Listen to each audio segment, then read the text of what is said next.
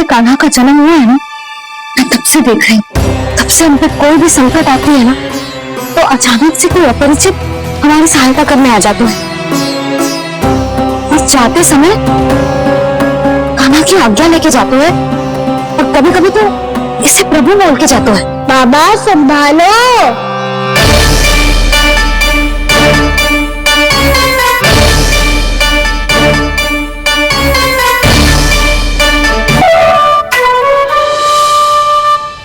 जब से कान्हा का जन्म हुआ है ना, मैं तब से देख रही हूँ। तब से हम पे कोई भी संकट आती है ना, तो अचानक से कोई अपरिचित हमारी सहायता करने आ जाते हैं। और जाते समय कान्हा की आज्ञा लेके जाते हैं, और कभी कभी तो इसे प्रभु बोल के जाते हैं। बाबा संभालो। यशोदा, इस जानकी को चढ़ो है और विचित्र विचार तुम्हारे मन में है। अरे सब जानते हैं कि हमारा परिवार राजसी, तुम्हें पता ना चलते हो पर हमारे कान्हा को सब राजकुमार ही समझते हैं देखकर।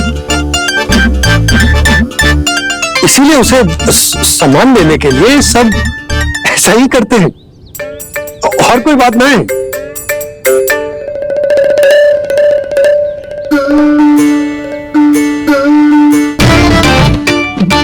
जी मेरे लल्ला को ऐसे क्यों घूर रहे हैं? बुरी दृष्टि लगाएंगे क्या? बदराज जी, आपके साहब तो गए, अब आप यहाँ क्यों? वो क्या है ना, मैं अपने रोगी का निरीक्षण करके पूरी तरह से संतुष्ट होकर ही जाता हूँ।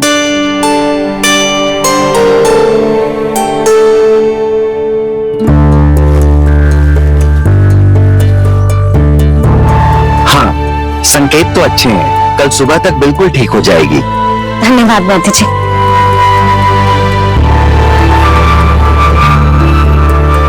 बस तो फिर हम कल पकड़न पकड़ाई खेलेंगे जानकी।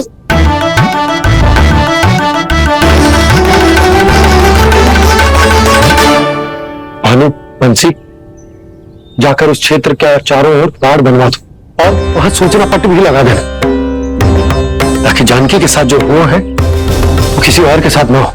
शीघ्र जाओ। जी ठीक है।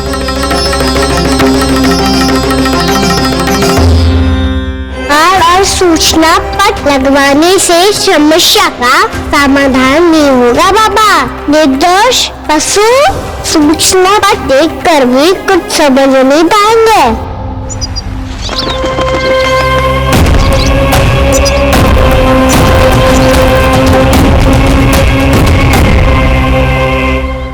तो तुम्हारे कहने का अर्थ यह है कि व्योमासुर मारा जा चुका है, और वो बालक अब भी जीवित है। हाँ महाराज, मैंने गोप बालकों को कहते सुना था कि कृष्ण ने छलिया को मोक्ष दे दिया है, पर वृंदावन सुरक्षित नहीं है महाराज। वो एक बहुत बड़ी समस्या से जूझ रहे हैं। कैसी समस्या? गांव के निकट क्षेत्र में किसी विषैले सर्प का निवास है। उसके विष का प्रभाव इतना भयानक है महाराज, जैसे विष ना हो, स्वयं हलाहल हो। मेरी कोई भी औषधि रोगी का उपचार नहीं कर पा रही थी। निकट के क्षेत्र में कहां है वो सर्प? गोप मानते हैं कि वो सर्प गांव के निकट यमुना नदी के जल में रहता है। मुझे तो लगता है महाराज, ये कालिया नाग की कथा कोई किंवदंती या लोक श्रुति नहीं, एक सच्चाई है, एक विषैली सच्चाई।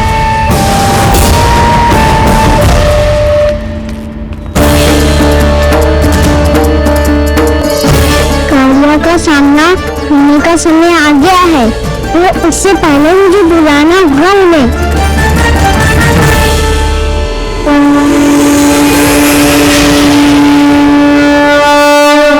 संसार के दारुण भय का नाश करने वाले, सभी कष्टों का हरण करने वाले, विश्व का समस्त ऐश्वर्य प्रदान करने वाले, कमल जैसे लोचन, मुख और चरणों वाले आजानुभुज श्री राम को मैं बार बार नमस्कार करता हूँ। आपदामपहर्तारम दातारम सर्व संपदाम लोकाभिरामम श्री रामम भूयो भूयो नमाम्यहम्। काग भुसुंडी, काग भुसुंडी, काग भुसुंडी। प्रभु क्षमा करें, मुझे जाना होगा।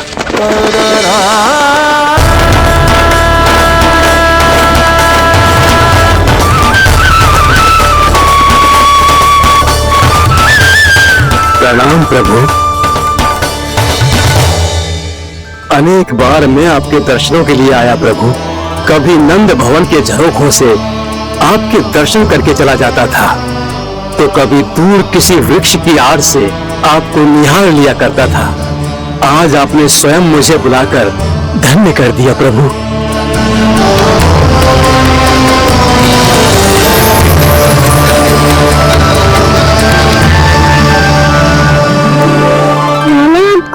विशेष कारण से बुलाया है।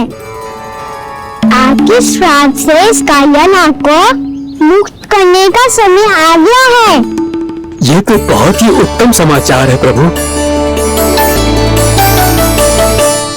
इतने वर्ष बीत गए, मुझे आज भी स्मरण है वो दिन जब मैंने उन्हें श्राप दिया था।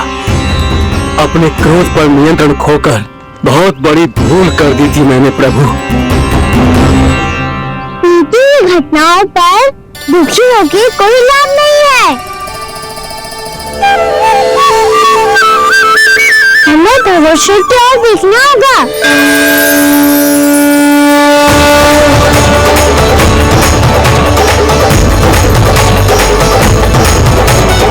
आदेश कीजिए प्रभु, क्या आज्ञा है आपकी? जब मैं कालियानाग का सामना करने जाऊं, तो आप यही रहेगा। आपको अपने आप पता चल जाएगा कि कब क्या करना है। और हाँ, लौटते जाते समय नारद मुनि से कहिएगा, वो आकर मुझे भेंट करे। अवश्य प्रभु, प्रणाम। क्या इसने सच्ची में देवर्षि नारद को बुलाया है? नारायण नारायण, आपको संदेश भेजने की आवश्यकता नहीं थी। आप स्मरण करते और मैं चला आता। मेरा कल्याण है नारद।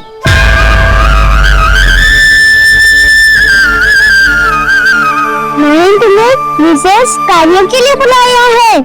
आज्ञा दीजिए प्रभु। तुम्हें एक बात से कंस से भेंट करनी होगी। विचार कीजिए महाराज। क्या आप बिना किसी शंका के कह सकते हैं कि कौन सी पंखुड़ी पहली है और कौन सी आखिरी? उस दुष्ट से भेंट करना स्वयं कीचड़ में उतरने के समान है प्रभु। कमल पुष्प प्राप्त करना हो तो कीचड़ में उतरना पड़ता है नारद। आपका आदेश तो मैं स्वप्न में भी नहीं टाल सकता प्रभु। कंस कालियानाग के बारे में जान गया है, पर वो उसका सामना करने का साहस नहीं कर पाएगा। मैं आतुर हूँ प्राप्ति, मूर्ख नहीं। मेरी बुद्धि फिर नहीं गई है।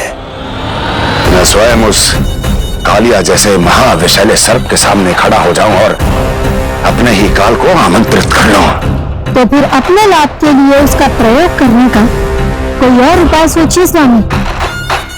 कुछ ऐसा कीजिए कि यमुना नदी का पूरा जल विषैला हो जाए और वृंदावन वासी उसका उपयोग करे, और आपका काल कहलाने वाला वो बालक स्वयं काल के गाल में चला जाए। उत्तम उत्तम सुझाव है प्राप्ति। अब मुझे उस कालिया तक पहुंचने का मार्ग ढूंढना होगा। उसको विवश करने का कोई उपाय ढूंढना होगा, क्योंकि व्यक्तिगत रूप से उससे भेंट करना असंभव है। असंभव। आप सही कह रहे हैं प्रभु। कंस में उतना सामर्थ्य नहीं कि वो कालियानाग का सामना स्वयं कर सके। वैसे तो कालिया गरुड़ देव का भी सम्मान नहीं करता, तो फिर वो कंस का सम्मान क्यों करेगा भला? नहीं करेगा, पर कंस तुम्हारा सम्मान अवश्य करेगा नारद। तुम्हारी बातें भी सुनेगा और मानेगा भी। ये मेरी योजना का बहुत ही महत्वपूर्ण भाग है। तुम कंस के पास जाओ और कहो कि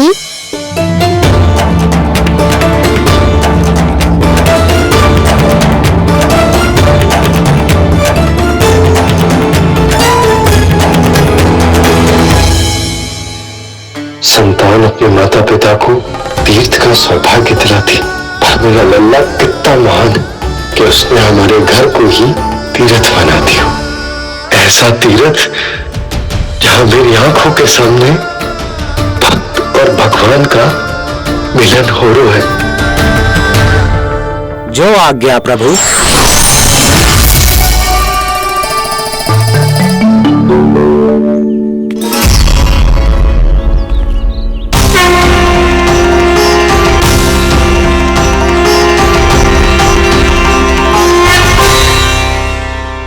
बाबा, कान्हा, ये सब क्या चल रहा है? पहले काक भुसुंडी जी और फिर ये नारद जी, क्या योजना बना रहे हो तुम? कान्हा, बताना लल्ला, क्या सोच रहे हो तू? कान्हा देख, अगर तुझे अपने बाबा को ना बताना हो ना, अपने भक्त को बता दे। क्या सोच रहे हो लल्ला? क्या करने वाले हो आप?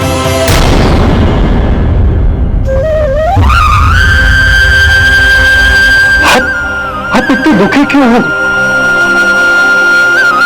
कान्हा? कान्हा? क्या होगा? तुमकी मुझे आवाज हो जाए बाबा, समय आने वाला है। कौन सा समय आने वाला है लल्ला?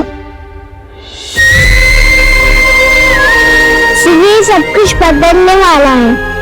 भैया को मेरे सत्य पता चल जाएगा बाबा।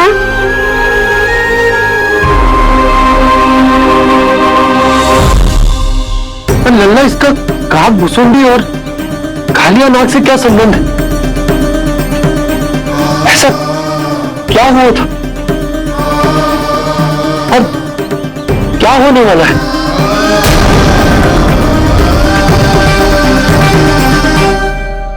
जो होने वाला है बाबा, उसका संबंध उससे है जो सैकड़ों वर्ष पहले हुआ था।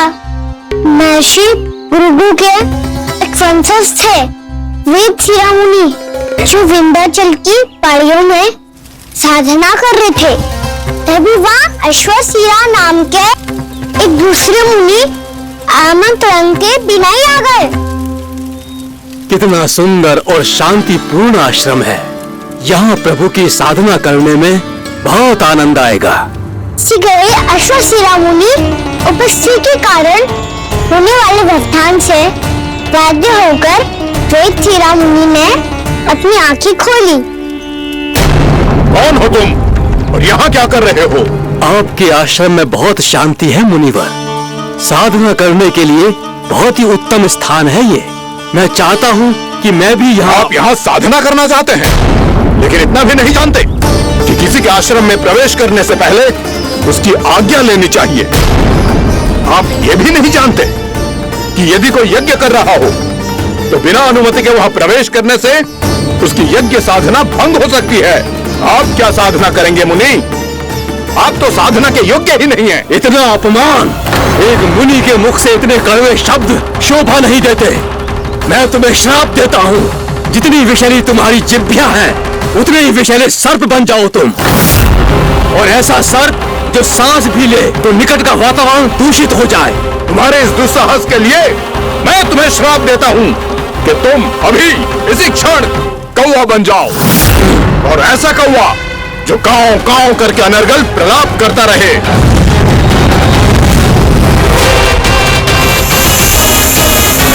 ये मैंने क्या किया? ये मैंने क्या किया? क्रोध के कारण दोनों ने एक दूसरे को श्राप दे दिया। पर दोनों ही मेरे भक्त है, और भगवान होकर मैं अपने भक्तों को इतनी कठिनाई में कैसे देख सकता था? इसलिए जिस संकट में उन दोनों ने अपने आप को फंसा लिया था, उसका समाधान करने में मैं उनके पास गया।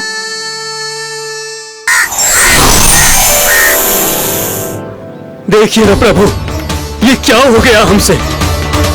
हमारी रक्षा कीजिए प्रभु, मार्ग दिखाइए हमें। क्रोध पर नियंत्रण ना होने के कारण आप दोनों ने एक दूसरे को बहुत ही भीषण संकट में डाल दिया है। अब दोनों ही तपस्वी, तप के बल से दिए गए आपके श्राप को लौटाना भी संभव नहीं है। प्रभु कोई तो उपाय होगा, हम आपके शरण में हैं प्रभु। अपराध तो हमसे हुआ है प्रभु, पर अब आपसे ही आशा है। कुछ ऐसा कीजिए भक्त वत्सल, जिससे हम दोनों के श्राप का प्रभाव कुछ कम हो जाए। आप दोनों ही मेरे भक्त हैं, इसलिए आपकी पीड़ा का निवारण करने का एक उपाय है मेरे पास। वेद शिरोमणि, जब आप कालियानाग बनेंगे तो आपको मेरे चरणों को अपने शीश पर धारण करने का सौभाग्य मिलेगा। और अश्र शिरोमणि, आप काग योनि होने के बाद भी आप श्रेष्ठतम ज्ञान और सर्वाधिक यौगिक सिद्धियों के स्वामी होंगे और प्रवचन दिया करेंगे। इसके बाद अश्वशिरा मुनि काक भुसुंडी बन गए, जिन्होंने आगे चलकर सेन गरुड़ देव को रामायण सुनाई। और मुनि वेदशिरा महर्षि कश्यप और देवी कत्रियों के पुत्र कालियानाग बनकर जल में। अरे वही कालियानाग जमराज्य में, जिनके कारण जानकी के पांव लगभग चले ही गए थे। अब कालियानाग को उचित स्थान पर भेजने का समय आ गया है बाबा। और ये तो अच्छी बात है कान्हा, वेद शिरा मुनि को दिया हुआ तुम्हारा वचन भी पूरा हो जाएगा, जमुना जी की शुद्धि भी हो जाएगी। इस सब के बाद भी तुम दुखी क्यों हो? क्योंकि इसके बाद मैया के सामने मेरा रहस्य खुल जाएगा बाबा। उन्हें पता चल जाएगा कि उनका बालक कोई साधारण बालक ना है। भविष्य में जो होने वाला है उसे सबके सामने घटने से रोकना मेरे लिए भी संभव ना होगा। मैया को सब पता चल जाएगा। क्या पता चल जाएगा रे मुझे?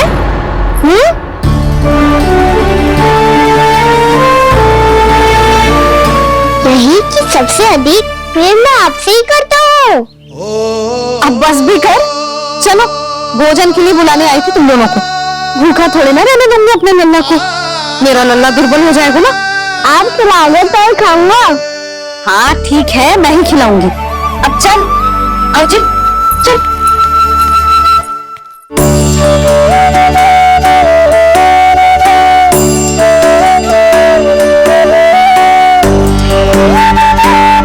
भैया खेलो ना मेरे साथ। भैया सुनो ना, मेरी बात ना मानोगी? अभी बहुत कार्य पड़े नन्ना, दिख जानकी को औषधि भी देने जाना है ना। क्या औषधि मैं दे दूंगा, फिर तो खेलोगी ना मेरे साथ। पिछले कुछ दिनों से अपनी मैया का अधिक से अधिक प्रेम पाने का प्रयास कर रहे हैं कान्हा। इसका तो एक ही अर्थ हो सकता कि कछु बहुत बड़ा होने वाला है। कान्हा रुक जा नन्ना। कान्हा क्यों तंग कर रहा, मैया को पहन लेना। कान्हा कान्हा, ये क्या करा तूने?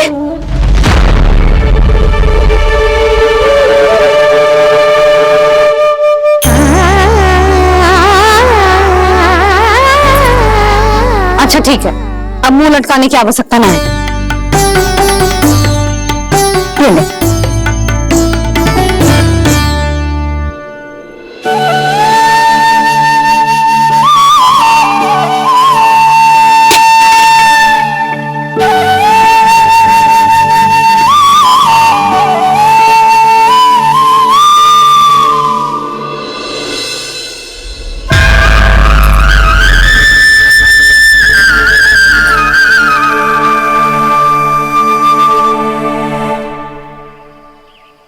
तंग करे मैया को खिजाए, खेले रूठे मनाए, लीला अनोखी करके शरारत, कान्हा दंड भी पाए।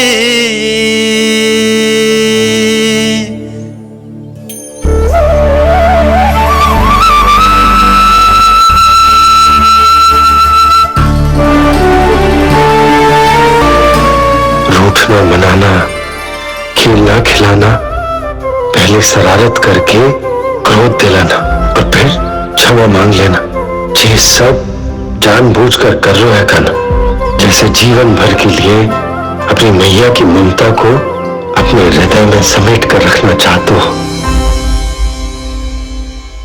कैसे कैसे करूं उस कालिया से मित्रता, कैसे करूं उसका उपयोग?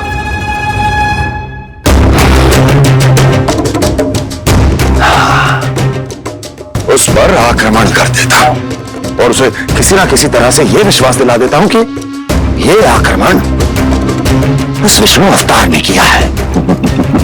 फिर वो क्रोध में आकर सारे वृंदावन वासियों को अपने विष से समाप्त कर देगा। उचित है, ये उचित है। नारायण हरि, नारायण हरि।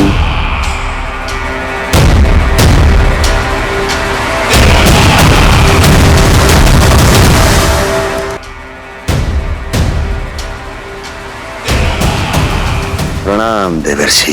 किस योजना में कितना लाभ है और कितनी हानि, यह आंकलन करते करते थक गए होंगे मथुरा नरेश। देवर्षि, आज मेरा ध्यान कैसे आ गया आपको? आप तो सदैव ही मेरे ध्यान में रहते हैं महाराज कंस। सत्य तो यह है कि मथुरा में जो भी हो रहा है मुझसे छिपा हुआ नहीं है। मैं जानता हूं कि आप किसी भी असुर को वृंदावन क्यों ना भेजें, और वो असुर कितना भी शक्तिशाली क्यों ना हो, कृष्ण का सामना नहीं कर पाता। या तो पराजय स्वीकार करके आपके पास लौट आता है, या तो फिर वीर गति को प्राप्त हो जाता है।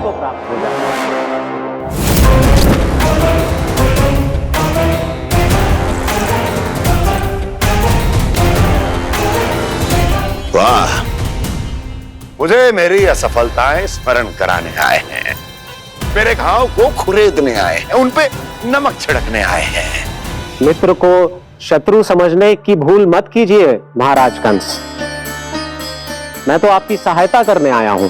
हाँ, और मेरी सहायता। कृष्ण विष्णु अवतार है, आप विष्णु के भक्त हैं। मैं हूं विष्णु द्रोही, फिर भी तो आपके आराध्य को हानि पहुंचाना चाहता है, उसकी सहायता करना चाहते हैं आप। क्या आप निश्चित रूप से कह सकते हैं कि आप ब्रह्मांड के सभी नियमों को अच्छी तरह समझते हैं? अवश्य। आपके लिए बस इतना ही जानना पर्याप्त होगा कि मैं जो कुछ भी कर रहा हूं उसके लिए मेरे व्यक्तिगत कारण हैं। मैं तो बस आपके हित में पिछली बार की तरह एक सुझाव लेके आया था, पर यदि आप मेरा सुझाव सुनना भी नहीं चाहते तो आपकी इच्छा। नारायण हरि, नारायण हरि। कारण चाहे जो हो, इनके पिछले सुझाव के कारण ही आज मेरे शत्रुओं की संख्या कम है। अन्यथा मैं देवकी के अन्य पुत्रों को भी जीवित छोड़ देता, और आज वो सब अपने भाई के साथ मिलकर उसकी शक्ति को अनेक गुणा बढ़ा देते। ठहरिए देवऋषि,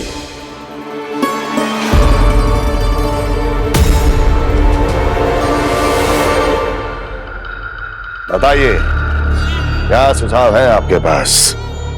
मेरे सुझाव का नाम है कालिया नाग।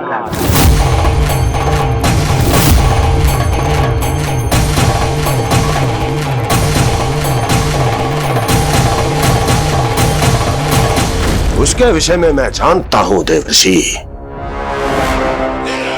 तो समस्या यह है कि मैं स्वयं उससे मिलने नहीं जा सकता, उससे भेंट नहीं कर सकता। उस कृष्ण की हत्या के लिए उसको वृंदावन जाने के लिए तैयार नहीं कर सकता। तो मत जाइए उसके सामने, और ना उसे भेजिए कृष्ण के सामने। हर बार आप किसी न किसी असुर को अपने शत्रु के क्षेत्र में भेजते हैं, जहां शत्रु उसका सामना करने के लिए पूरी तरह से तैयार होता है और आपका असुर मारा जाता है। इस बार शत्रु को युद्ध स्थल चुनने का अवसर मत दीजिए महाराज। इस बार योजना का जाल ऐसे बुनिए कि कृष्ण स्वयं उसके पास जाने के लिए विवश हो जाए। कालिया नाग स्वयं काल है, मृत्यु का दूसरा नाम है। उसके विष का उपयोग अपने लाभ के लिए कीजिए महाराज। वैसे कालिया के विष की अधिकता का अनुमान तो होगा ही आपको।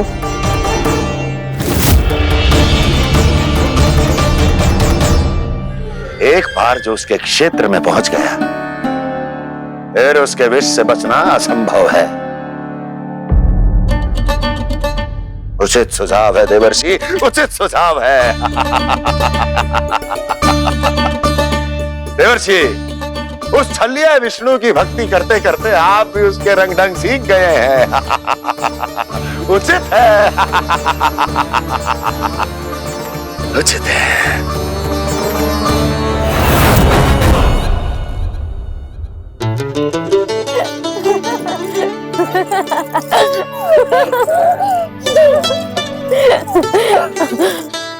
बस बस, बहुत आनंद ले लियो लल्ला। बस अब दूध पी ले। ठहर ठहर, गर्म है। जी ले ले।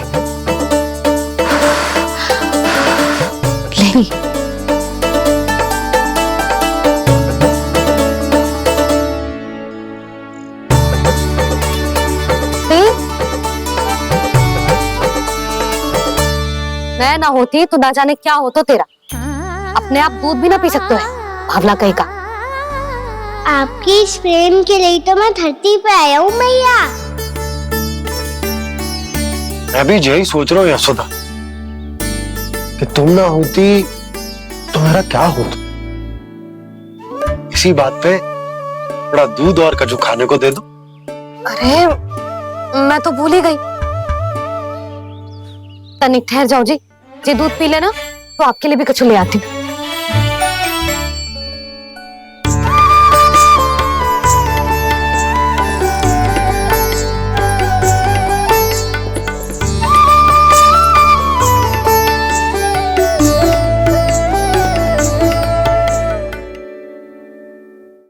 प्रणाम महाराज। आपकी आज्ञा के अनुसार बिल्कुल वैसा ही पत्र तैयार किया है जैसा आप चाहते थे।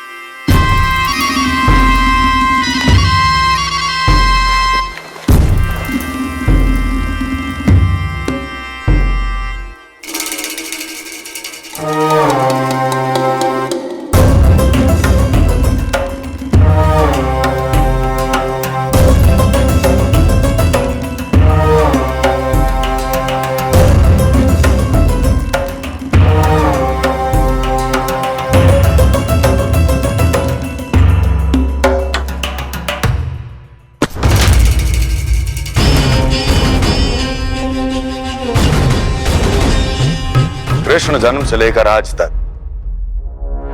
ये मेरी सबसे महत्वपूर्ण योजना है। इसका सफल होना निश्चित है दूत, किंतु केवल वही करना जैसा मैंने कहा है। जाओ।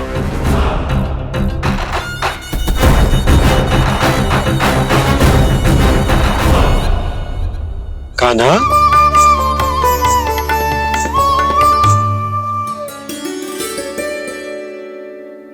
क्या होगा?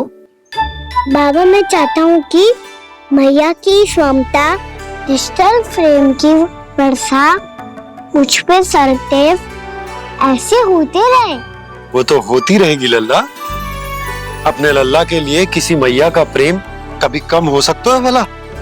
नंदराज, वो मथुरा से एक दूत आयो है महाराज कंस का राजपत्र लेके।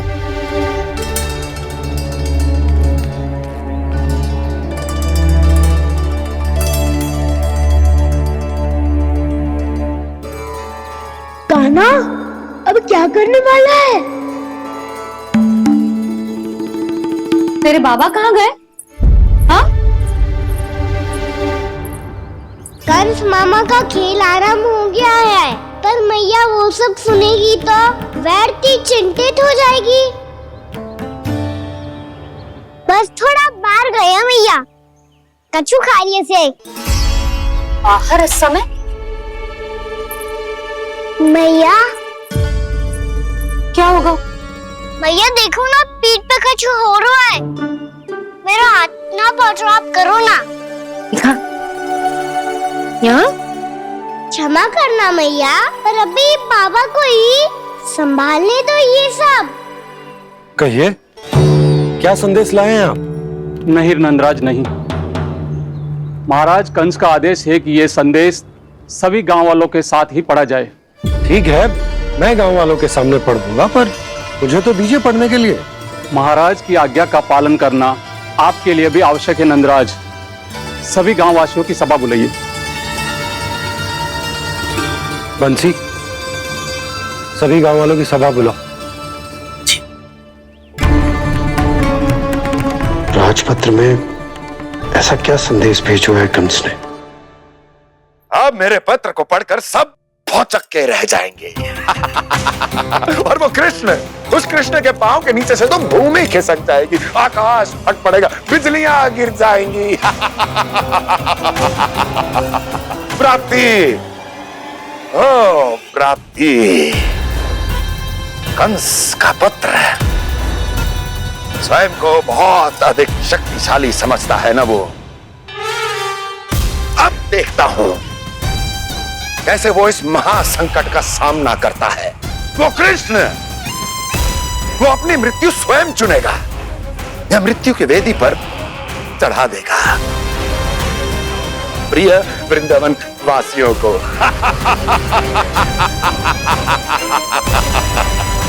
अब आएगा आनंद प्राप्ति, अब आएगा आनंद। सबको इकट्ठा करवा के ही पढ़वाएगो। अवश्य ही कोई विशेष संदेश दिया होगा कंस ने। मैं भी यही सोच रही हूँ सुलक्षणा जी, कछु ना कछु तो विशेष है, पर जे हो क्या सकता है? हाँ, बात तो सही है। ऐसा क्या हो सकता है?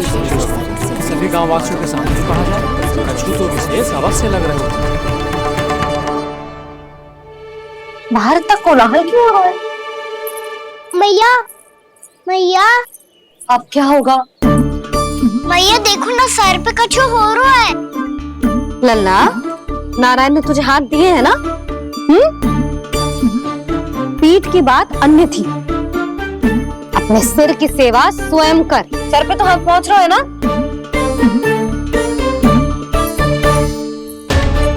मैया सुनो ना, मैया देखो ना, तीव्र कर, कछु हो रहा है। मैया देखो ना, तीव्र कछु हो रहा है।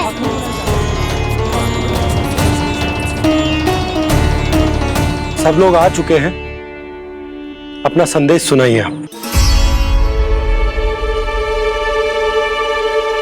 गोपराज नंद और सभी वृंदावन वासियों को सूचित किया जाता है कि मथुरा अधिपति और आप सभी के महाराज कंस ने कल सुबह भव्य पूजा का आयोजन किया है। इसके लिए राज्य को वृंदावन के क्षेत्र के निकट यमुना नदी के मध्य में खिलने वाले 1 कोटि कमल के पुष्पों की आवश्यकता है। इसीलिए आप सभी को यह आदेश दिया जाता है कि ये सभी कमल के पुष्प प्रथम पहर से पहले राजसभा में पहुंचा दिए जाए। इतने सारे पुष्प, वो भी प्रथम पहर से पहले कैसे हो सकते हैं? यदि आप ऐसा करने में असफल रहे तो इसे राज आज्ञा का उल्लंघन माना जाएगा और राजद्रोह के आरोप में आप सभी को कड़े से कड़ा दंड दिया जाएगा। स्मरण रहे, यदि कल की पूजा में इन 1 कोटि कमल के पुष्पों का ना पहुंचने के कारण कोई व्यवधान आया तो समस्त वृंदावन वासियों को दोषी माना जाएगा और पूरे गांव को निवासियों सहित धूल में मिला दिया जाएगा। कल प्रथम पहर तक का ही समय है आप सबके पास।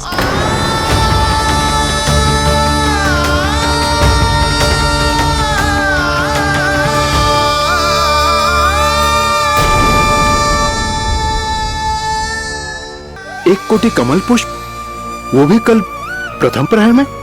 ऐसे कैसे संभव है? और कोई साधारण पुष्प ना, यमुना नदी के मध्य खिलने वाले विशेष कमल के फूल चाहिए उन्हें। लेकिन यमुना नदी में तो कालिया नाग ने विष घोल के रखा है, तो फिर कैसे हो पाएगा? यह संभव है। हमारी मृत्यु का संदेश भेजा राजा कंस ने। सदैव की भांति इस समस्या पर भी गांव के बड़े ही विचार करेंगे। बालकों का यहां होना उचित ना है।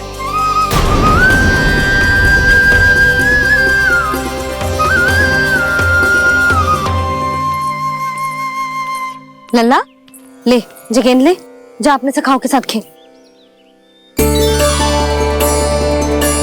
सुबह उज्जवल, मधुमंगल वसंता, देखो मैया ने क्या दिया है। चलो खेलें, बहुत आनंद आएगा आज।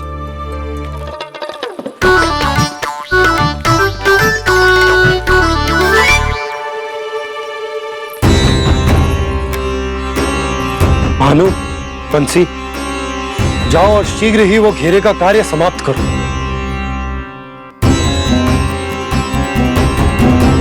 पर कछु ना कछु तो करना पड़ेगा ना। पर हम कर ही क्या सकते हैं? पुष्प लाने को और कोई उपाय है भी तो ना। मैं चला जाऊंगा जमुना जी में। वैसे भी मेरे जीवन के कितने दिन शेष बचे हैं। गांव के लिए, समाज के लिए कुछ करके मरूं, तभी तो शांति मिलेगी। ना काका, यदि आप उस विषैले जल में छलांग लगा भी दोगे, किंतु 1 कोटि कमल पुष्प एकत्रित कर पाना आपके लिए संभव ना है। इससे अच्छा है कि मैं चला जाऊं। यदि मैं मर भी गया तो मेरे पीछे रोने वाला कोई ना है। किसी को कहीं जाने की आवश्यकता ना है। गोप नरेश होने के नाते ये मेरा कर्तव्य है कि मैं आप सबकी रक्षा करूं। नंदराज, आपको जाना है तो जाओ। हरिया, काका, भैया सब चले जाओ। लेकिन आपको पता है वहाँ का जल कितना विषैला है। आप लोग एक क्षण भी जीवित नहीं रह पाओगे। फिर कैसे इकट्ठा करेंगे 1 कोटि कमल पुष्प?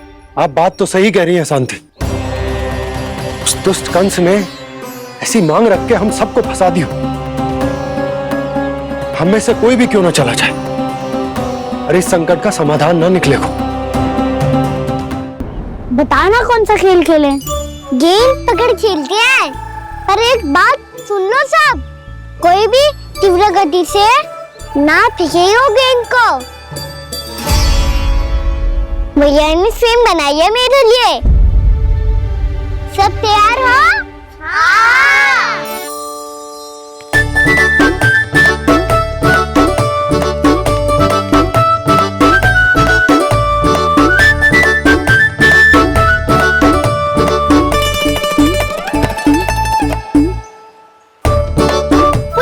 मुझे दो।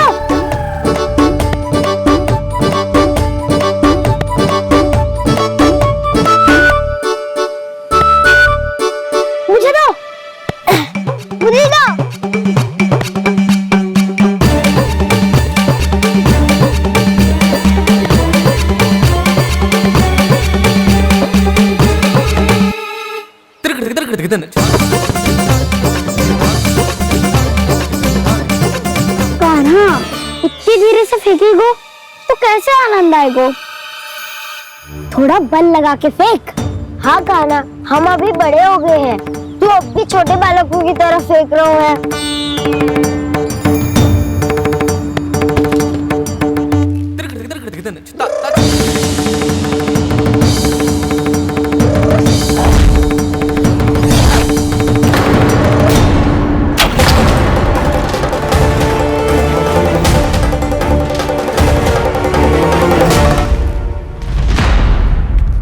दीदी जी क्या करो कान्हा? गेंद तो डूब गई।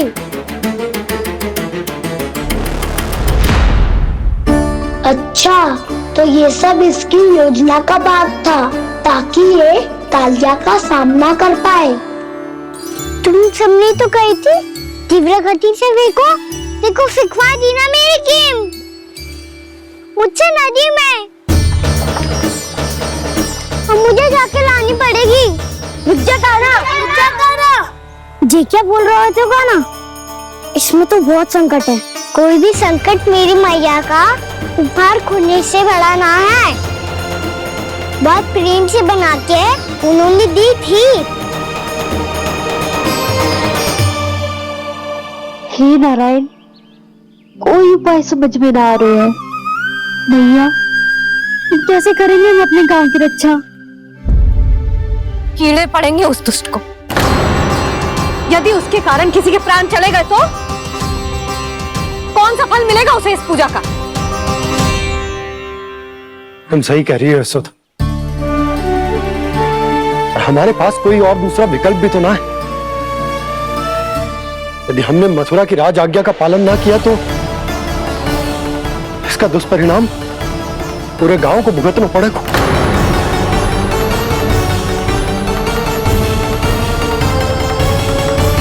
पाना,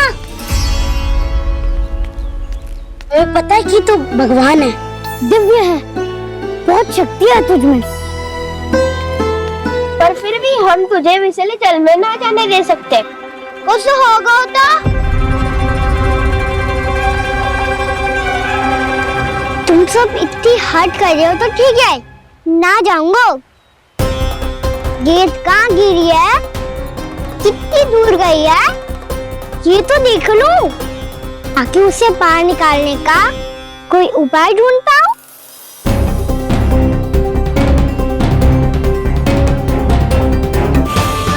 हाँ।